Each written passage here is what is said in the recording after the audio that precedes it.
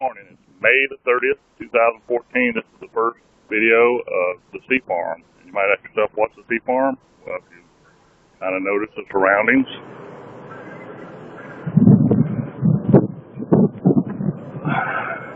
This is, well, you can't.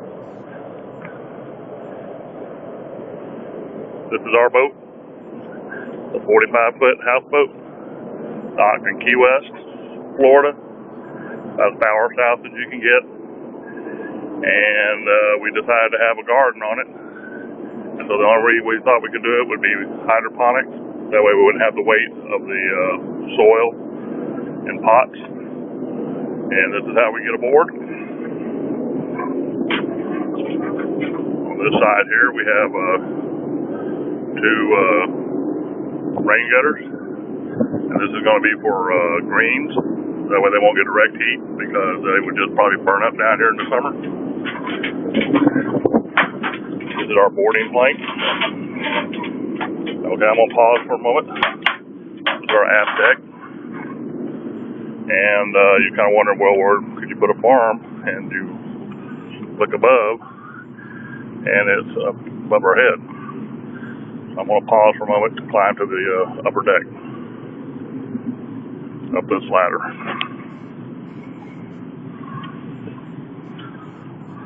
Right in front of us, the green tub is the reservoir for these two rain gutters. This little herb tower that's totally overgrown, fixing to harvest everything out of that and just restart it with some clones off of the herbs. At the bottom, there is one tomato plant right there that'll be transplanted into a larger container. And those are two habanero peppers. All right, well, let me pause this and I'll climb up there and show you the rest of it. All right, here we are upstairs on the upper deck of our boat. This is our lounge area. It has a bimini top for shade. And it's pretty nice up here. We go here with the sun to my back. Okay, this is looking at the garden. Over here, I have two 27-gallon totes that are tied together. So it probably gives me a workable 50 gallons of nutrients. And we did that. We used to have on this side, you see these post covers.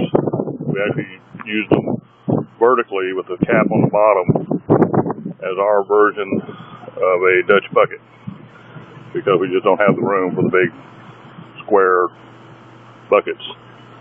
And we had 4 tomato plants, 3 on this side and 3 on the other side of that table. You see the 3 over there that had totally taken over this area, but were cherry tomatoes. And then we got a horned tomato worm that just ate about half of them overnight. We ended up picking 12 of those things off those tomato plants.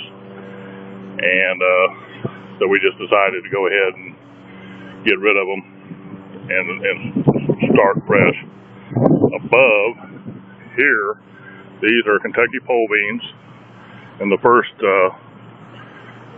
or so, and then the last 3 are squash. The squash, we're probably going to transplant down here to these 2 smaller containers. Those are 3-inch pipes, and those tomatoes will be going back in these larger containers.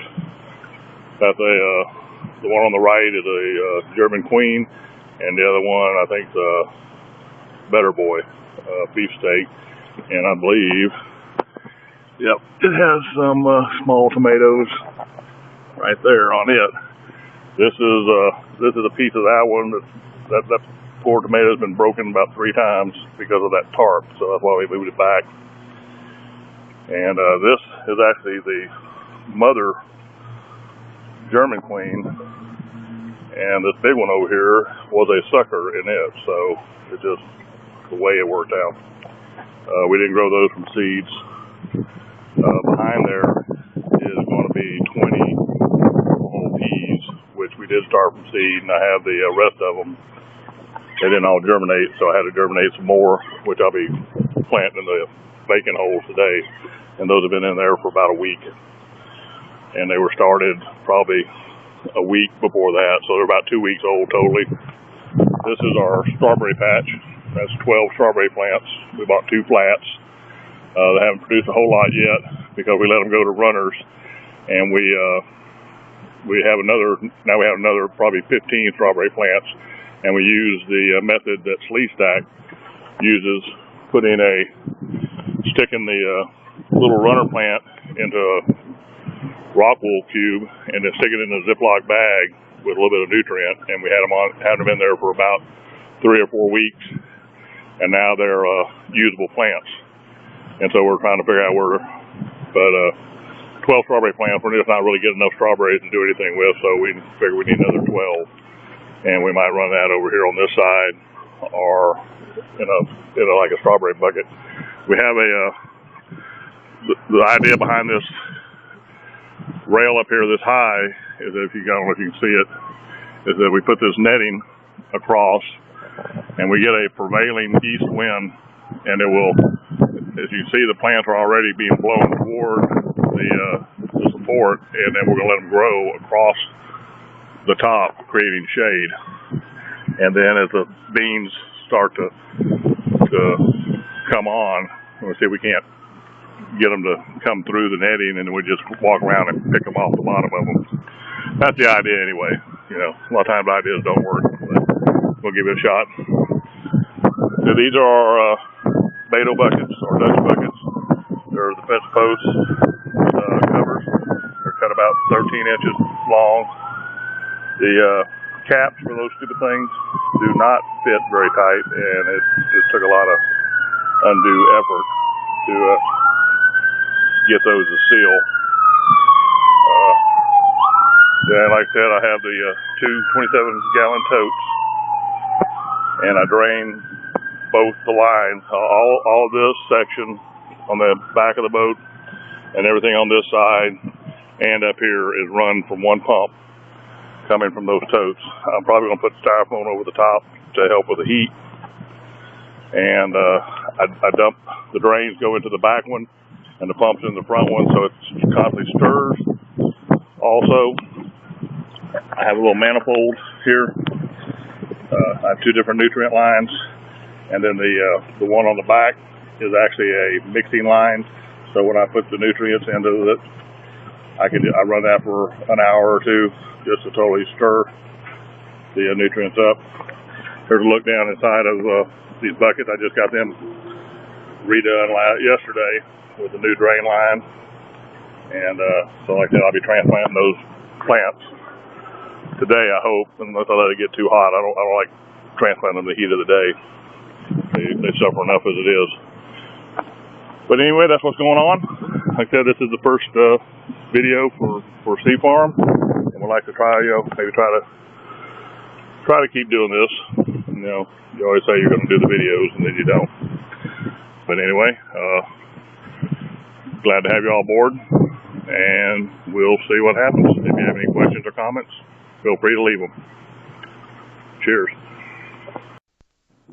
All right, it's later on May the 3rd, 2014, and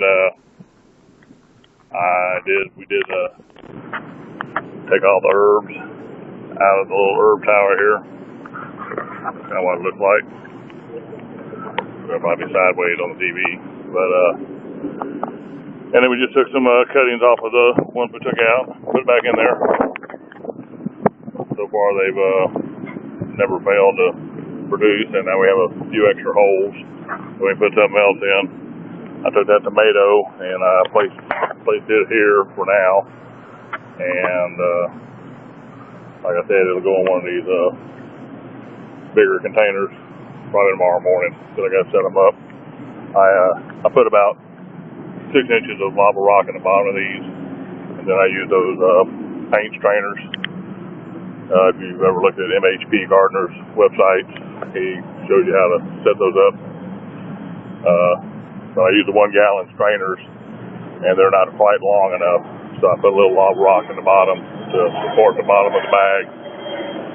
And we're riding a flight past the airport. We'll be on an island that's 2 miles by 4 miles, pretty much in the center of everything all the time. But anyway, so that's probably all we're going to do today. When I move these tomatoes, I got to mess with the roots on those, so I'm not going to mess with them. It got too hot today. I'll do it first thing in the morning. And that's all that's going on. And like I said, so maybe we'll show you how this thing grows over the next few weeks. Y'all take care. Cheers.